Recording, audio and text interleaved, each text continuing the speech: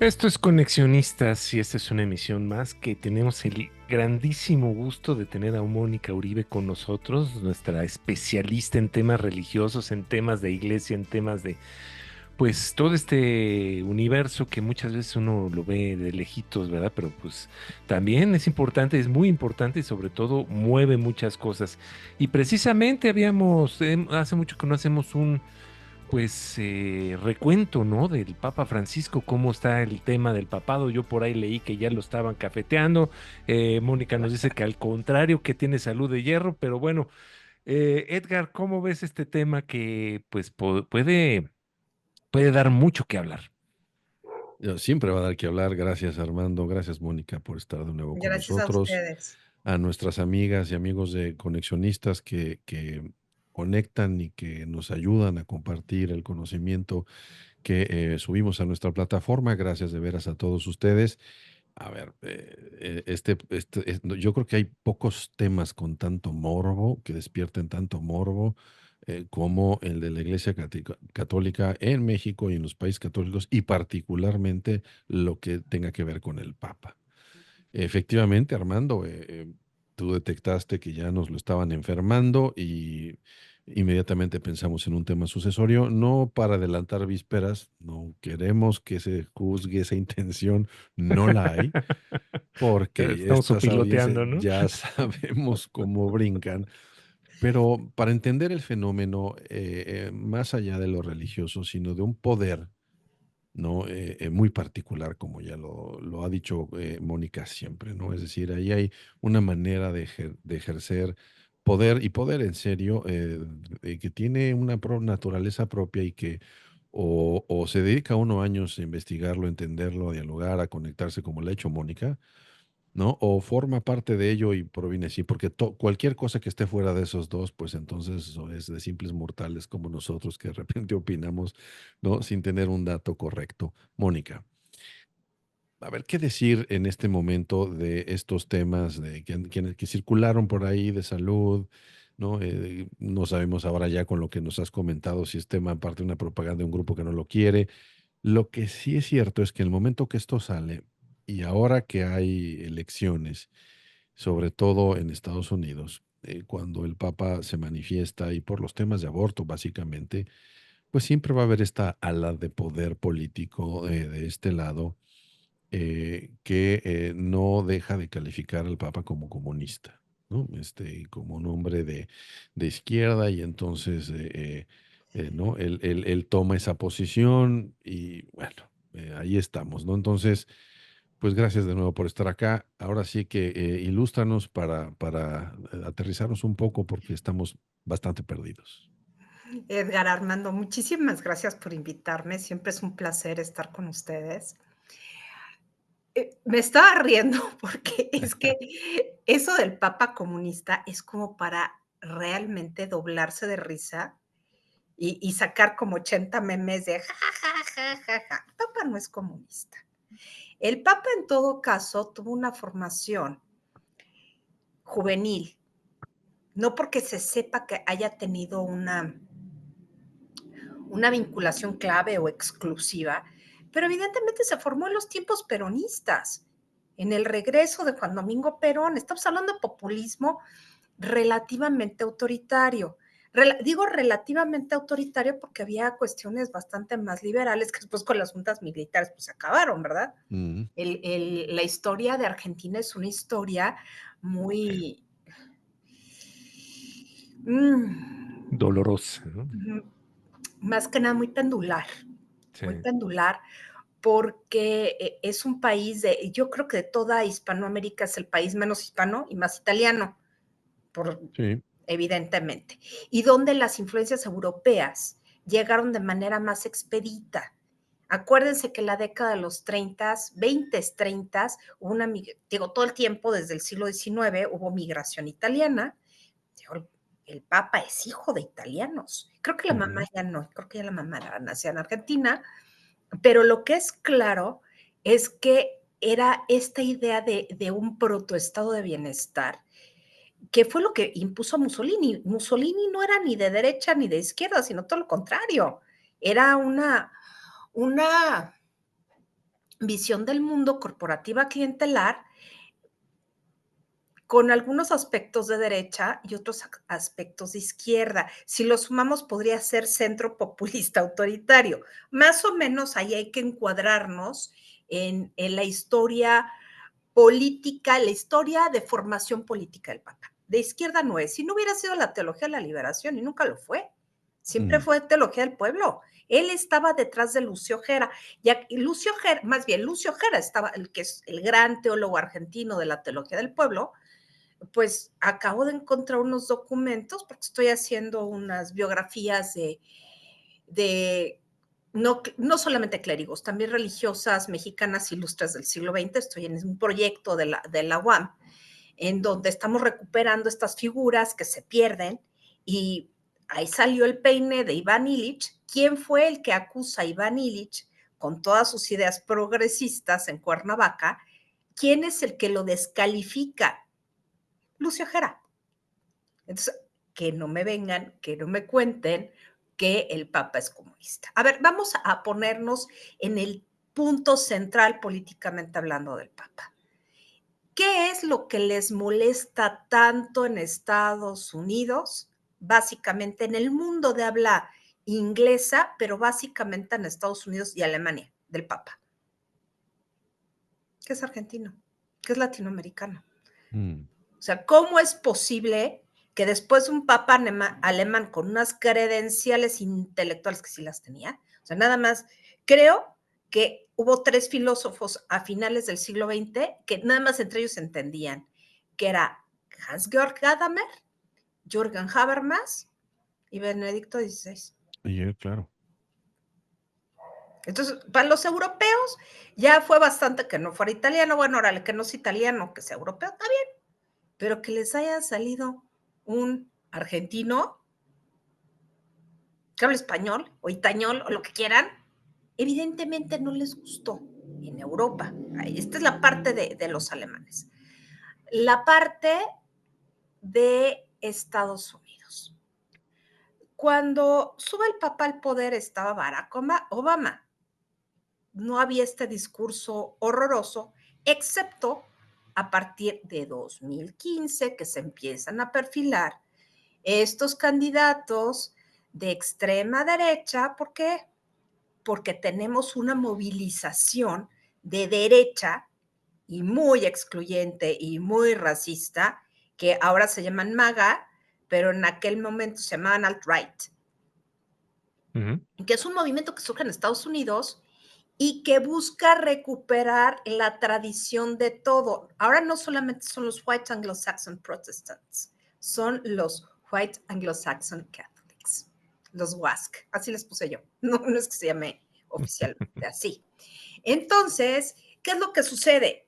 Ven que el Papa cambia el discurso de la moral sexual, que Benedicto no estaba tan metido en ese rollo, porque se dio cuenta de que era un camino cerrado, porque finalmente la tendencia mundial es a abogar y a garantizar los derechos reproductivos de las mujeres, que va en contra de la encíclica Humanae Vitae del 68, 69, no me acuerdo si 68, 69, por ahí, de fines de los 60, eso sí, de Pablo VI, que fue producto de un enfrentamiento entre los cardenales belgas y neerlandeses frente a los italianos, y ganaron los italianos. Si Paulo VI hubiera admitido el tema y parece que estoy divagando, no estoy divagando, el tema de los anticonceptivos orales, no tendríamos este pleito.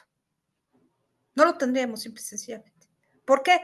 Porque evidentemente, pues si una mujer puede tomar anticonceptivos y un hombre puede utilizar también anticonceptivos de barrera o orales, que ya hay una serie de cosas, no habría tantos abortos. Efectivamente, digo, los va a haber, siempre los va a haber. Es una realidad insoslayable, imposible de negar, en donde o sea, ¿qué es lo que hace un Estado nacional? Pues atiende la situación explícita, pero la iglesia se atrincheró con ese discurso y se atrincheró desde 1969, ahí sí lo tengo clarísimo, hasta 2005. Entonces, todo un periodo en donde la gente, incluso nosotros crecimos en esa época, en Ujú. donde las discusiones, que si el aborto o no el aborto, pues ya finalmente llegamos a una época posverdad en donde ya todo el mundo hace lo que se le dé la gana y la incidencia de la iglesia es menor. Pero eso no quiere decir que haya grupos que no estén aferrados a que la Iglesia Católica tenga que ser protagonista del discurso anti libertad sexual y no se fije en otros temas, cuando lo que hace Francisco es dar un viraje. Dice, a ver, espérense. O sea, ya está el tema de la sexualidad, no lo va a decir, no lo puede decir. No va a cambiar el tema del aborto y la eutanasia. Que los católicos hagan lo posible por no hacerlo. Es un poco el mensaje. Pero aquí lo que tenemos que preocuparnos es que se nos está cayendo el mundo a cachos por el calentamiento global, por Ujú. todos los problemas económicos, el hambre, la carestía, la inmensa brecha entre ricos y pobres en todo el mundo. Eso es lo importante, porque si no se va a acabar el mundo y ni los abortados ni los no abortados van a subsistir. Eso es lo que realmente está diciendo el Papa. Y por supuesto, este discurso choca muchísimo a quienes se han sentido minoría. Ese es un punto importante que nadie ve. El catolicismo en los países de habla inglesa es un catolicismo de ultratumba, es un catolicismo que en el siglo XIX resurge después de 3 siglos de maltrato, de asesinatos, de falta de libertad religiosa. Digo, si todavía tenemos que los reyes de Inglaterra no se pueden casar con una católica ni ser católicos, pueden ser, Ujú. quieren congos, vudús, pero Ujú. católicos no. Entonces, justamente esta idea de catolicismo mártir es lo que permean estos grupos. Entonces, no entienden por qué el Papa no está entendiendo que ellos tienen una situación diferente. Y ahí sí es algo que Francisco no entiende del contexto del catolicismo fuera del mundo de habla hispana y de habla italiana. ¿Por qué? Porque él es mediterráneo. Él entiende el catolicismo en Francia, en España, en toda América Latina. Lo entiende porque es su vivencia. Pero cuando se enfrenta a estos grupos que se sienten marginales y Ujú. quieren un discurso que los diferencie, pues ahí es donde empieza el asunto. Y ahí es donde entra un punto que parece menor y no es menor. Es el punto de los católicos tradicionalistas. Si tú dejas la misa en latín, pierdes el sacerdocio universal de los fieles. Y de lo que se trató el Concilio Vaticano II y de lo que se trata es ese sacerdocio universal frente a la clericalización. Lo que no quiere el Papa es la clericalización. Ujú. Pero el Papa ha dado movimientos ambiguos, pero se entiende por qué ha sido ambiguo. Porque él está muy en la cuestión de las diaconisas, de lo que sí hay evidencia histórica, y de pronto, precisamente por estos grupos, no ha podido entrarle de frente y por eso frenó en el sínodo el tema de las diaconisas. Claro. Entonces, aquí, estos católicos tradicionales, ¿dónde están? Están en Alemania, y una de las católicas tradicionales más importantes es la princesa Gloria von Fürstenberg. ¿No es cierto? ¿Es Fürstenberg? No, espérame. No, no es de los Fürstenberg, es de los otros.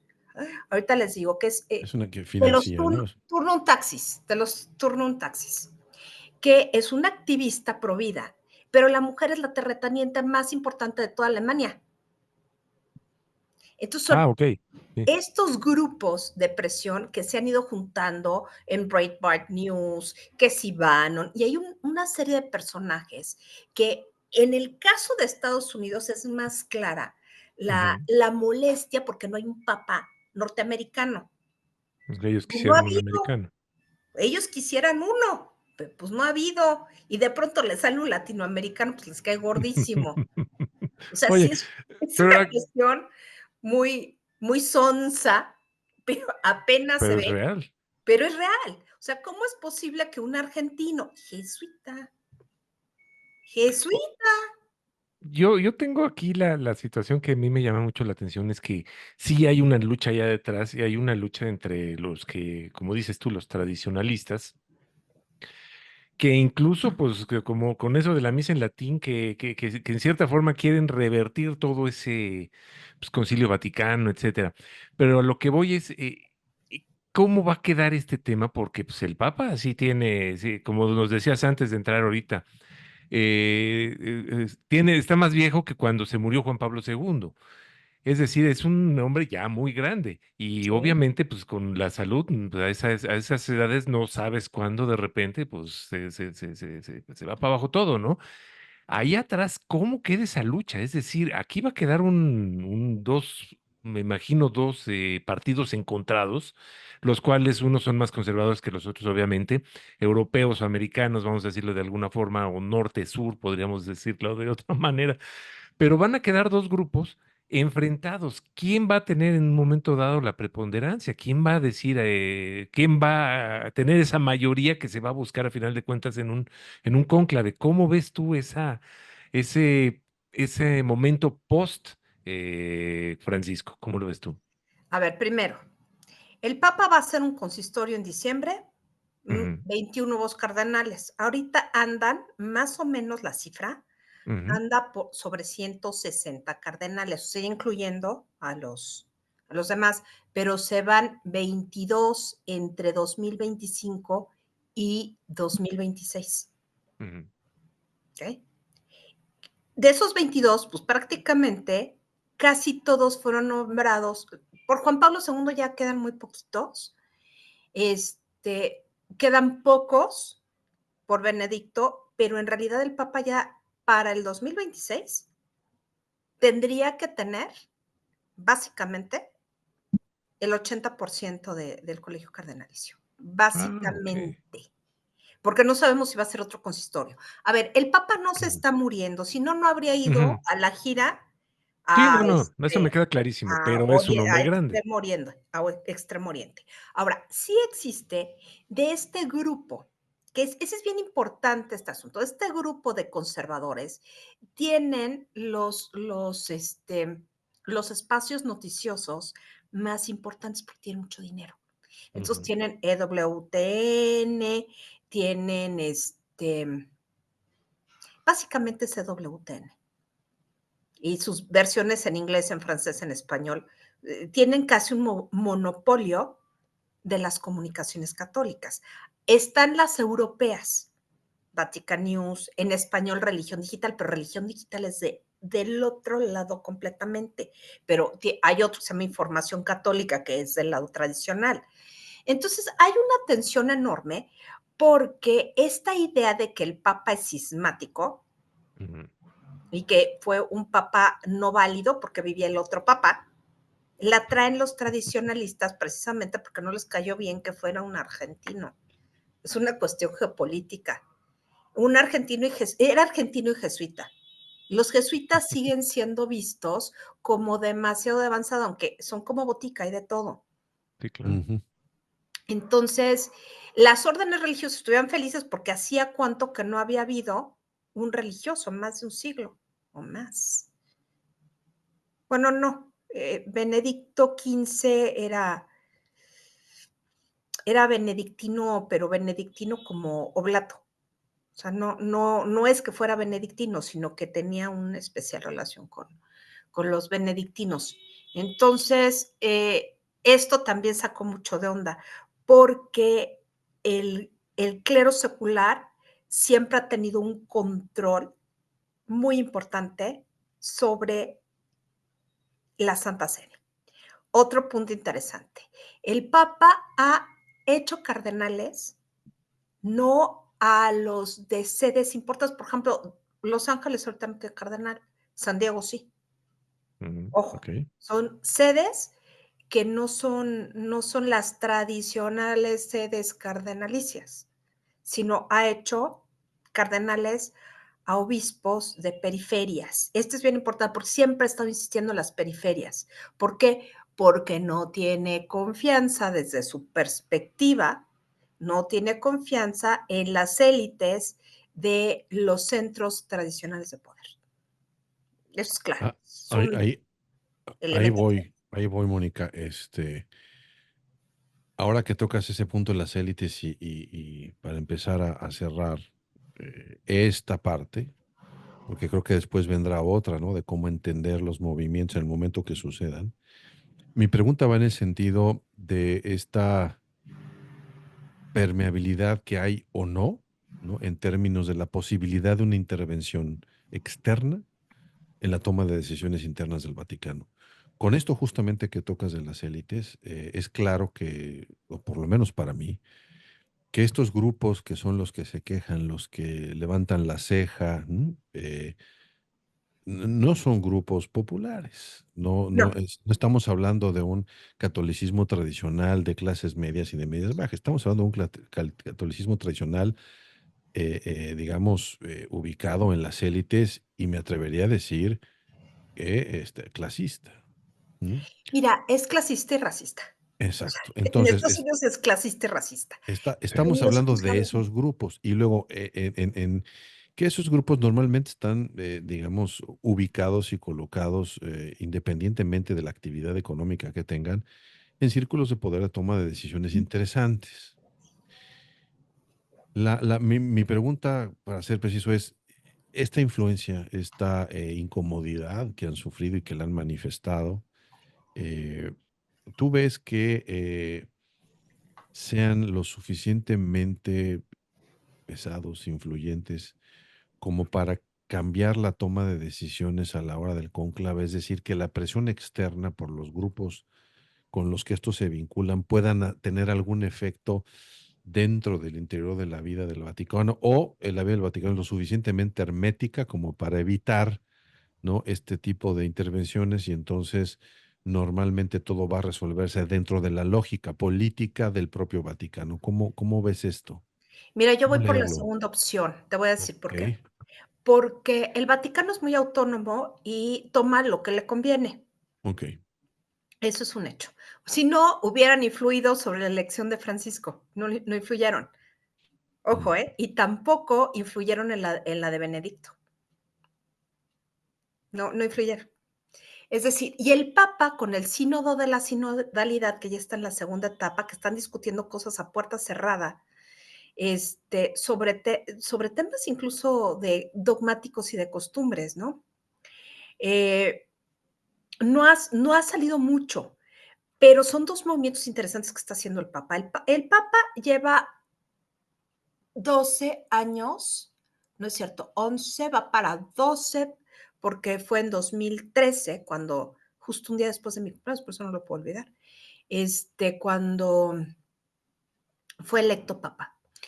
Eh, el Papa está construyendo y tiene prisa. Es un hombre que tiene poco tiempo, porque él sabe que tiene poco tiempo, o sea, no puede tener un margen de trabajo. Calcúlale que en las mejores condiciones yo le doy 4 años de trabajo, que llegue como a los 91, 92 bien y diga bye, si es que los vive.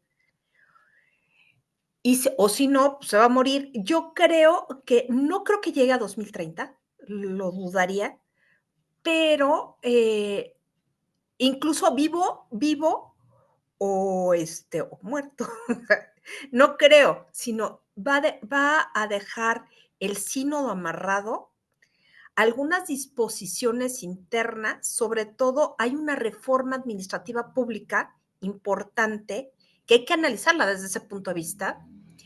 Y por el otro lado, quiere dejar las bases sentadas para una recatolización de los católicos. mm, Eso es lo que él quiere. Eso es lo que quiere. O sea, hay una expansión muy importante en Asia, hay una decatolización del semillero natural que es América Latina, y es en América Latina donde quiere poner los límites, sobre todo porque son episcopados que están perdiendo el oremos, dirían por ahí, están perdiendo sentido. Entonces, esa parte quiere como enderezarla, que no se... en América Latina, esto de los católicos tradicionalistas es una cosa de élite. En Estados Unidos Sí, no están de élite, ¿sí? Son los que se quieren sentir aquí, los guay del Paraguay, que los que quieren ir a misa en latín. Aquí es el tema. sí, sí, sí. No ¿Por qué no va a jalar tanto? porque la gente no entiende. El problema con el latín es que la gente no entiende. Antes sí, pero ahora ya no. O sea, nadie sabe un Padre Nuestro. Yo no me sé el Padre Nuestro en latín, ni se me ocurre, evidentemente. Entonces, ya somos generaciones. Es como un movimiento retro que no va a tener mucha pervivencia en América Latina. Es más importante la religiosidad popular. Ujú, ujú. Eso es mucho más importante. Entonces, en América Latina esto no va a tener tanto, salvo en las élites, 3, 4 gritones de que quieren llevar mantilla y faldita. Y no entienden cuál es el verdadero problema, que es un problema eclesiológico. O asumes tu sacerdocio universal, o se lo relegas a un señor y luego te andas quejando que el padrecito es un sátrapa. Es eso. Esa es la realidad. O que los obispos tienen demasiado poder. Es eso. Ahora, Pues dime, sí. nada más para redondear la idea. Ujú, El Papa, con el sínodo de la sinodalidad, está dejando como más claro que el Concilio Vaticano II no va para atrás. Y el Concilio Vaticano II lleva 50 años, 60. 60, porque yo nací justo cuando acabó. Entonces, esto es lo que quiere dejar claro el Papa, pero que ya es una etapa donde tenemos que cerrar Concilio Vaticano II y otra cosa mariposa, pero bajo los parámetros del Concilio Vaticano II, o sea que no hay marcha atrás, no quiere reversa. Y el problema con Juan Pablo II es que hizo una reversa muy babosa, muy Mm, centrada en su persona, mm, no en un movimiento que sea, sino en su persona como el superstar, y no fue colegial. Y la Iglesia Católica de suyo es colegial. Y lo que está haciendo Francisco es volver a la colegialidad. ok. Entonces, yo no me atrevo a cafetearlo mañana porque es no, de los de mala salud de hierro. Pues el pobre no tiene un pulmón. Digo, pero está muy cuidado.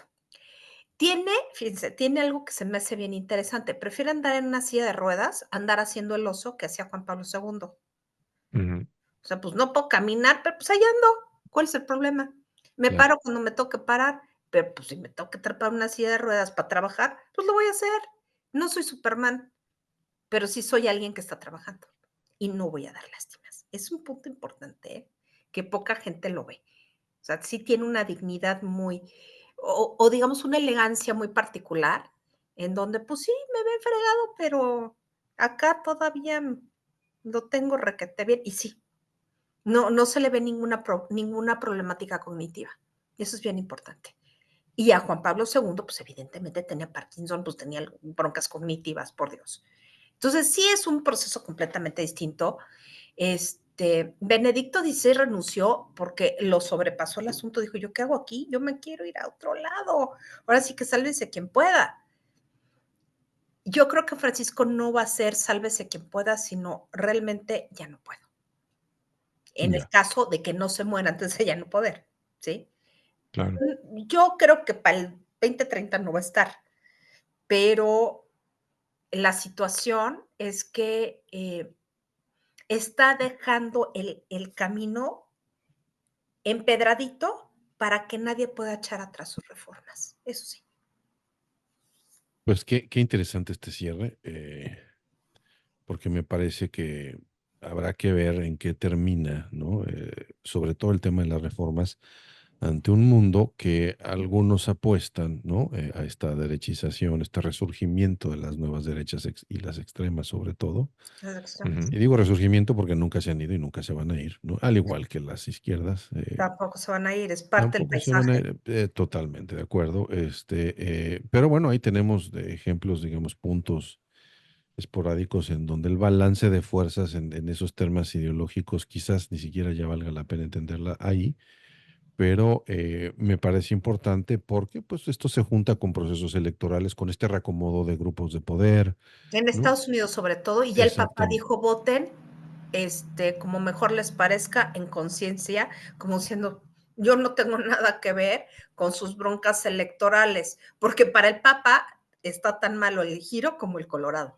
cosa que molestó, ¿no? Esta élite acá que esperaba más, que es curioso, ¿no? Siempre estos pensamientos extremos y estas organizaciones de grupos, cuando esperan que te solidarices con ellos, esperan que lo hagas con su misma vehemencia y con sus mismos estómagos, porque si no lo haces te descalifican, es curioso. Claro. En ambos extremos, esto no es nada más bandera de uno. Pero bueno, Mónica, yo creo que para entenderlo habría que darle ese seguimiento, porque al finalmente va a encajar y va a formar parte, ¿no? De este mosaico político que se está construyendo apenas. Y sobre todo, Mónica, nos interesa mucho de cara a los liderazgos que se están formando ahorita, ¿no? Porque para mi caso, que he seguido mucho de cerca y lo podemos ver en el caso de México, hoy ya están otras generaciones ahí, ¿no? Y otros grupos, es otra élite, Y eso otros es otra grupos, corte. y aunque gane Donald Trump en Estados Unidos, J.D. Vance representa, ¿no? Digamos, esa otra parte de una generación que con él ya está ahí, que no la puedes desechar. Los JD Vance demócratas, tiene mucho futuro, mucho futuro. De mucho. Kamala Harris, es decir, no, los demócratas, pero en este caso también hay grupos demócratas interesantes, más jóvenes, en fin, hay de todo. Y ahí se va a insertar, ¿no? Justamente en ese mundo, en estas élites que ya se están construyendo, que vamos a empezar a ver nombrar con mayor frecuencia, va a haber esa convivencia. Entonces, habrá que darle mucho seguimiento para entender cómo encaja, y qué oportunidades hay. Pero bueno, pues de nuevo, muchísimas gracias, Mónica. Gracias a Como siempre, ustedes. muy interesante por ilustrarnos en este tema y bueno, seguiremos en contacto contigo. Mientras haya iglesias católicas, iglesias de todas, habrá Pues yo chela. creo que me voy a morir y van a subsistir, ¿eh? O sea, Sí, Seguro, esto seguro. tiene fuelle para largo, sí, claro. hasta el fin de los Así es. tiempos. Muchas gracias, Mónica. Gracias a ustedes.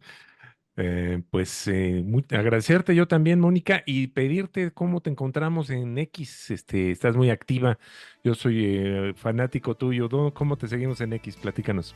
Es @leire con i latina 1966. Ese es Le, mi Twitter X. Les recomiendo mucho que la sigan porque está muy metida en todos los temas de actualidad, no solamente en este. Sí, Pero no. bueno, y nosotros somos Conexionistas MX en Facebook y en X. También nos encuentran como Conexionistas México en Spotify y en YouTube. Y en Telegram somos Conexionistas. La música que estamos escuchando es música de Alejandro Sábor y lo encuentran en YouTube. Y nuestros diseños de Sofía Reynoso ya la encuentran en X y en Facebook. Muchas gracias, nosotros somos Conexionistas. ¿Te pareció interesante este video? ¿Quieres ver y escuchar más contenido de este tipo?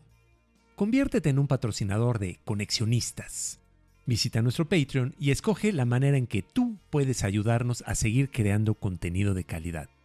Encontrarás la liga en la descripción de este video. No lo olvides, con tu patrocinio puedes ayudarnos a realizar más contenido de calidad, contenido de Conexionistas.